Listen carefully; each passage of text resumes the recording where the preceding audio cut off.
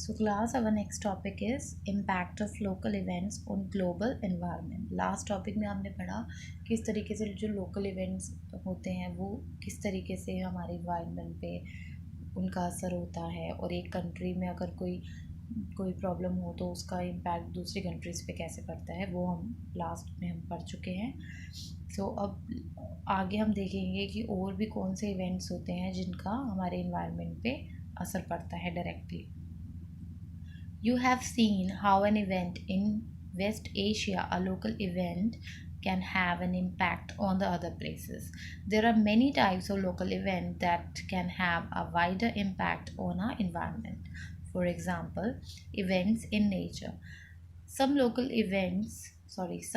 natural events, a particularly disaster, can have a very wide impact. For example, in March 2011, a severe earthquake off the coast of a Japanese island was felt in Asia, Russia and China, and caused a tsunami with 10-meter high waves.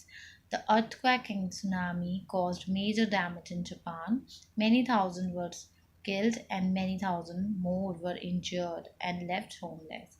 The tsunami raced away at a speed of 800 kilometers per hour to distant places. Islands in the eastern Pacific Ocean, the west coast of North America, and even the coast of Antarctica, where it broke off the edge of the frozen continent. So आपको इसमें क्या बता रहे हैं कि मार्च 2011 में जब Japan में अर्थक्वेक आया था, उसकी वजह से जो सुनामी वहाँ आई बहुत ज़्यादा, उसकी वजह से वहाँ डैमेज हुआ, काफ़ी लोग मारे गए और काफ़ी लोग घायल हुए और बेघर हो गए वहाँ पर। सो इस जो नेचुरल डिज़ास्टर होते हैं उनका इन्वायरमेंट पे और जो नेचुरल ह्यूमन बींग्स होते हैं उनकी लाइफ पे डायरेक्ट इसका इम्पैक्ट पड़ता है। नेक्स्ट है people and nature. The action of people can sometimes make natural events worse. In many places, power is produced by nuclear power plants. काफ़ी ऐसी कंट्रीज़ हैं जहाँ पे पावर किससे प्रोड्यूस की जाती है, न्यूक्लियर पावर प्लांट से। This is usually done in a very safe manner. इसको बहुत ही ध्यान से बनाना पड़ता है और इसकी बहुत ध्यान से वहाँ पर काम करना पड़ता है। However, an accident to a nuclear power plant can cause a great deal of damage, क्योंकि अगर वहाँ पर न्यूक्लियर प्लांट में कोई भी डैमेज हुआ तो उसका बहुत ज़्यादा इम्पैक्ट पड़ता है और ये बहुत ही ज़्यादा डेंजरस भी होता है। It releases a lot of radiation power and dangerous rays, क्योंकि अगर ये डैमेज होएगा तो इसमें से बहुत ज़्यादा रेडिएशन निकलती है which is very harmful, जो बहुत ही ज़्यादा harmful होती है। A nuclear power plant built near the coast at Fukushima in northern Japan was damaged in the earthquake and tsunami in 2011. So जो फुकुशिमा में बना हुआ था power plant, nuclear power plant north Japan में, वो totally damage हो गया जब वहाँ पर 2011 में सुनामी आई। उसकी वजह से वो बिल्कुल डैमेज हो गया। This accident became a huge disaster because the government and people responsible for it did not make sure that it had all the safety measures that are needed for power plants built in earthquake prone areas. So उन वहाँ की government and people वहाँ के responsible हैं because उन्होंने ध्यान नहीं दिया उसको बनाते टाइम न्यूक्लियर पावर प्लांट को कि उसको ऐसी जगह पे बनाना चाहिए जो जगह अर्थक्वेक प्रोन एरिया में बिल्कुल नहीं बनाना चाहिए, जो वहाँ उन्होंने उस एरिया में बनाया उसको। सो उनको ये ध्यान रखना चाहिए था कि उनको अर्थक्वेक प्रोन एरिया में वो नहीं बनाना चाहिए था। Thousands of people living in areas of several kilometers around had to leave as it became very dangerous to live there. और वहाँ जो न्यूक्लियर प्लांट था फुकुशिमा में, वहाँ से कितनी कितनी दूर तक भी लोगों को उस जगह को खाली करना पड़ा बिकॉज वहाँ रहना बहुत ज़्यादा डेंजरस था, क्योंकि उसमें रेडिएशंस निकलती हैं, हार्मफुल रेज निकलती थी। Sea water used to cool down the damaged power plant was released back into the sea, causing the damage of spread further. This kind of contamination lasts for many years in the environment. सो जब उस वहाँ की damage को ठीक करने के लिए सी water का यूज़ किया गया और वो पानी वापस से समुद्र में गया तो वो और भी ज़्यादा हार्मफुल था सी क्रिएचर्स के लिए। सो इसका इम्पैक्ट काफ़ी टाइम तक वहाँ पर रहा। आपको आपकी बुक में पिक्चर भी शो की हुई है कि किस तरीके से वहाँ का डैमेज हुआ 2011 में। सो इस तरीके के जो इम्पैक्ट होते हैं नेचुरल इम्पैक्ट, और अगर उसमें लोगों की भी गलती इन्वॉल्व हो जाए तो वो बहुत ही ज़्यादा हार्मफुल हो सकते हैं। Next is nature and people. Sometimes an event start in nature and spreads to people.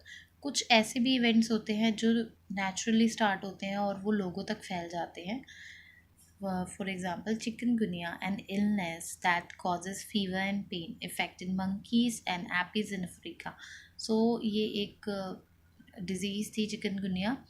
India में भी काफ़ी लोगों को काफ़ी पीछे ये काफ़ी ज़्यादा स्प्रेड हो गई थी।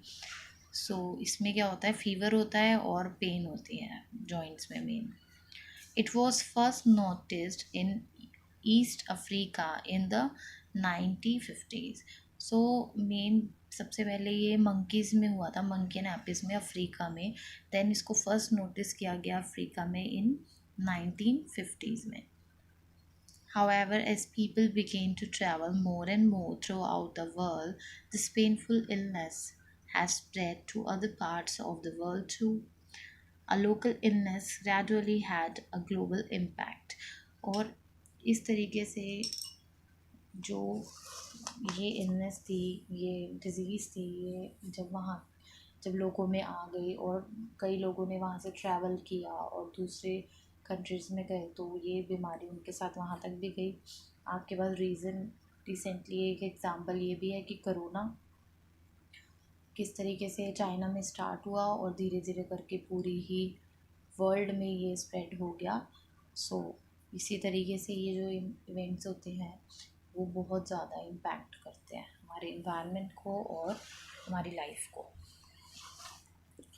Next topic is global warming. ये बहुत इम्पॉर्टेंट टॉपिक है, इसे हम समझेंगे अच्छे से। Global warming means an increase in the temperature of the earth atmosphere। यानी जब हमारी अर्थ का एटमॉस्फेयर जो टेम्परेचर है वो जब बढ़ जाता है तो ग्लोबल वार्मिंग की प्रॉब्लम होती है। Scientists say this is caused by the increase of some gases present in the atmosphere। Scientist का मानना ये है कि जब हमारे एटमॉस्फेयर में कार्बन डाइऑक्साइड की मात्रा ज़्यादा हो जाती है उसकी वजह से ही ये प्रॉब्लम मेन है, specially carbon dioxide.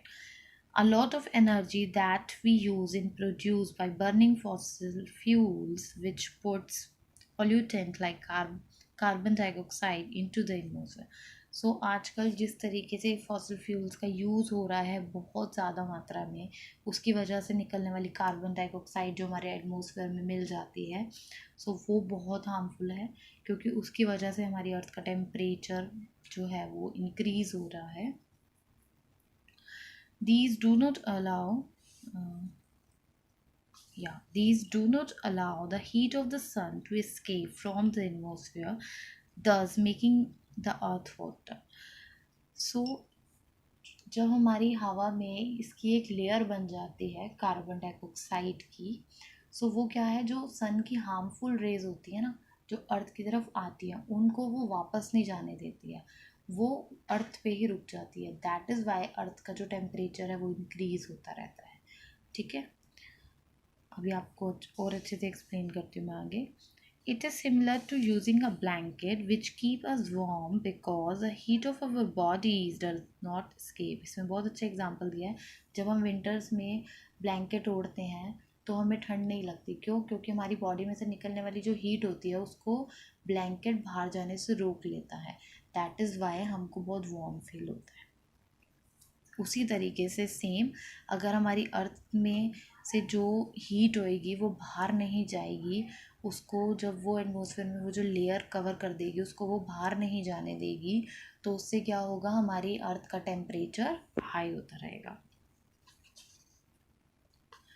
In earlier times, when less fossil fuels were used, the atmosphere allowed the heat from the sun to escape back into the space. This picture explains this to you. So आपको यहाँ पे picture में भी show किया हुआ है कि अब पहले क्या होता था, पहले के टाइम में इतनी ज़्यादा लोग गाड़ियाँ यूज़ नहीं करते थे.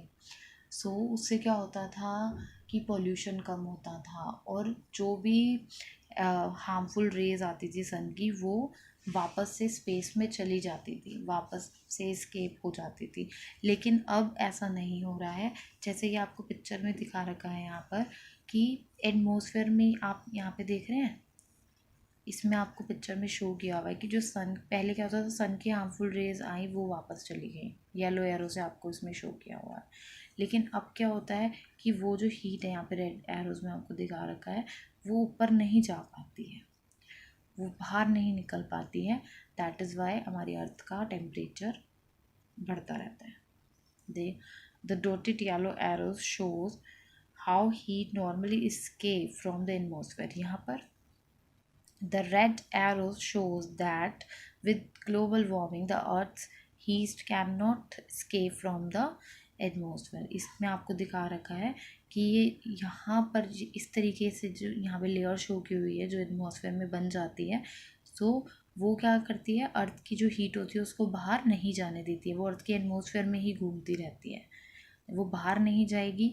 तो इसकी वजह से क्या होगा, हमारी अर्थ का टेम्परेचर इसी तरीके से बढ़ता रहेगा, और उसके बहुत ही ज़्यादा हमारे लिए हार्मफुल है, और उसके बहुत ज़्यादा इम्पैक्ट हैं. वो क्या है वो देखते हैं हम.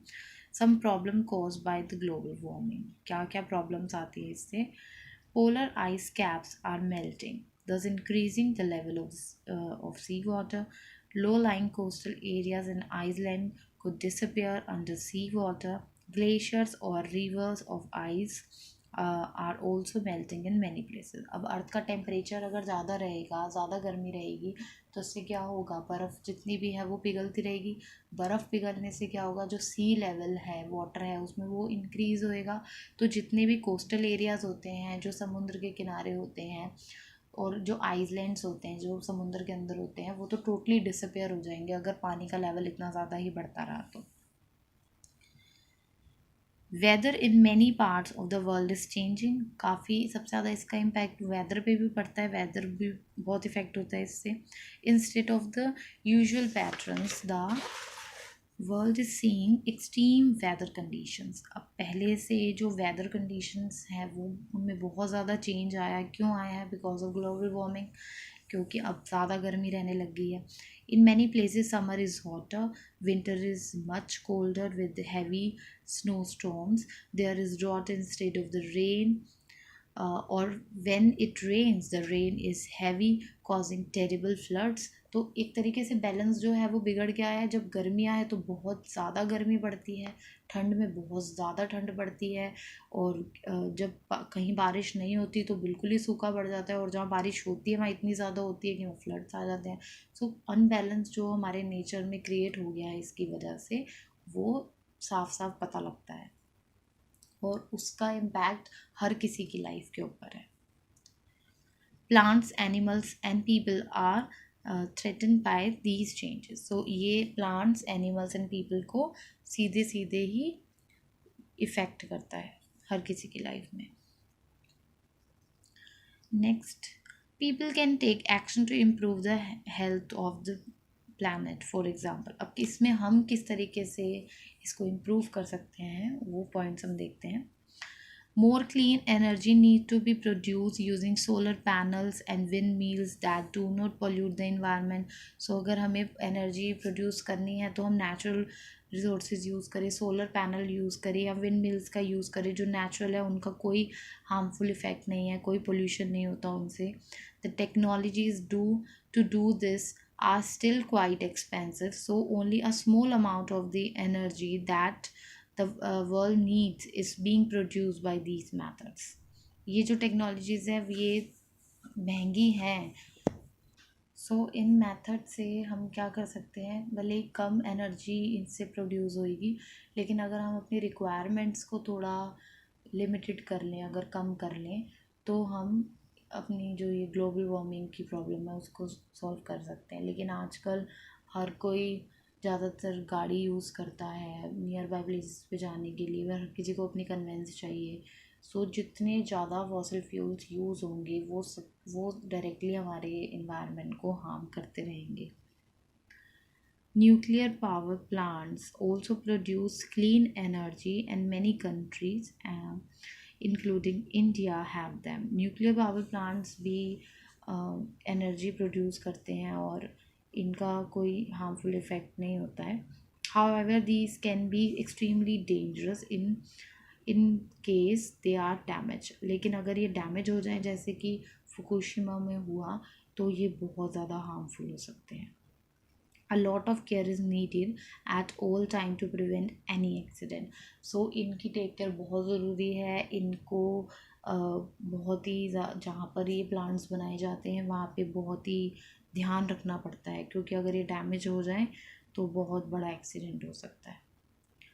We can all try to use less energy. हम सबको ट्राई करना चाहिए कि हम कम से कम चीज़ों का यूज़ करें, एनर्जी बचाएं, इलेक्ट्रिसिटी बचाएं, फॉसिल फ्यूल्स बचाएं। The leaders of different countries of the world meet regularly to find ways to reduce global warming. It is not easy for them to reach an agreement, but they keep trying to find out a solution. So काफ़ी countries के जो members हैं वो try करते हैं कोई ना कोई इसका सोल्यूशन निकालने के लिए, बट इसका सोल्यूशन निकलना आज के टाइम में बहुत मुश्किल है। सो हमें खुद से इनिशिएटिव लेना चाहिए कि अगर हमें अपनी अर्थ को बचाना है तो हमें खुद से स्टेप लेना चाहिए। Next, one other problem for the atmosphere is caused by substance called CFCs, which are released by refrigerators, air conditioners, and aerosol sprays. CFCs have made a hole in an upper layer of the atmosphere, the ozone layer, which allows harmful rays from the sun that can cause skin cancer to reach the earth. The earth is our only home. Each one of us must do all we can to protect it. So एक और problem है जो directly atmosphere को impact करती है, वो है CFC gas होती है, जो किस में होती है, रेफ्रिजरेटर्स में, एयर कंडीशनर्स में एंड एरोसोल स्प्रेस में होती है, जो डायरेक्टली हमारी ओजोन लेयर में होल्स कर देती है, जिससे सन की जो हार्मफुल रेज है वो अर्थ में आ जाती हैं और उससे स्किन कैंसर भी हो सकता है। सो ये जितने भी इम्पैक्ट्स आपने इसमें पढ़े, इक्विपमेंट्स पढ़े, ये हमारे इन्वायरमेंट को ग्लोबली इम्पैक्ट करते हैं। डिड यू नो, देखेंगे अब हम, bicycles are a clean means of transport since they do not use fossil fuels. जो बाईसाइकिल्स हैं वो बहुत ही ज़्यादा क्लीन मीन ऑफ ट्रांसपोर्ट है, बिकॉज उसमें किसी भी तरीके का कोई फॉसिल फ्यूल यूज़ नहीं होता है उसमें। सो वो बहुत ही गुड है हमारे नेचर के लिए, हमारे इन्वायरमेंट के लिए। Cities like Copenhagen and Amsterdam have special lanes and bridges for bicycles, which makes it easy for people to use the bicycles. So कई जो बाहर की कंट्रीज़ है उनमें स्पेशली सिटीज़ में एक अलग से वहाँ पे ब्रिजेस बने होते हैं, लेन्स बनी होती हैं, जहाँ पे लोग अपनी बाईसाइकिल पे इजीली जा सकते हैं। सो इस तरीके से हम भी इनिशिएटिव लेके अपनी अर्थ को बचा सकते हैं, और हमें ऐसा करना चाहिए बिकॉज अर्थ ही हमारा एक ओनली होम है। सो हमें उसको प्रोटेक्ट करना चाहिए। होप आप सबको ये चैप्टर अच्छे से क्लियर हुआ होगा। आप इसको भी पढ़िएगा एक बार घर पे दोबारा अपने बुक में से। Okay, thank you.